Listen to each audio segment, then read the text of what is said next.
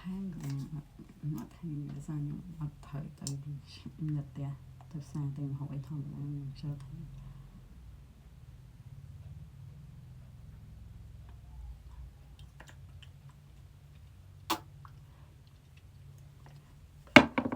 ណាមករកបងប្អូនចេញក្រៅបងប្អូនណាដែលគាត់ចូលចិត្ត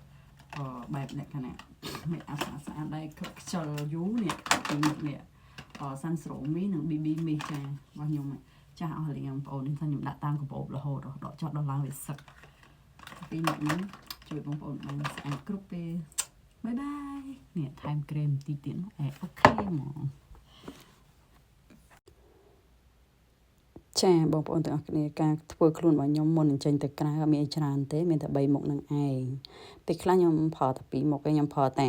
សាន់សេរ៉ូមីសជាមួយនឹងក្រែមទេតែបើសិនជាខ្ញុំទៅផ្សារឬក៏ទៅណារៀងឆ្ងាយទេជំនួស make up ខ្ញុំថែមមុខ BB មួយមុខទៀតចឹងណាបងប្អូននៅគាត់សេវលុយគាត់អាចផលតែសាន់សេរ៉ូមួយមុខក៏បានដែរការពារកម្ដៅថ្ងៃបានល្អមែនតែនចាជួយឲ្យស្បែកមុខបងប្អូនមានសំណើមទុនមាត់រលោងគីឡូអញ្ចឹងណាបងប្អូនវាជួយការពារកម្ដៅថ្ងៃកុំឲ្យមុខយើងស្ងួតនិងមុខយើងបែករុយនឹងជាប់អញ្ចឹងណាបងប្អូនទាំងអស់គ្នាអញ្ចឹងខ្ញុំមានតែប៉ុណ្្នឹងទេនេះមុនរៀបចេញទៅក្រៅចាមុខបងប្អូន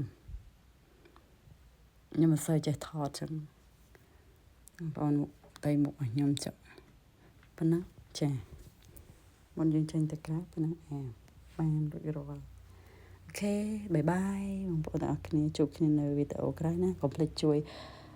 គាំទ្រផលិតផលខ្មែរទាំងអស់គ្នាណាbrand កូនខ្មែរផលិតផលមាសល្អប្រើពិត feedback មានជាហោហែបាយបាយ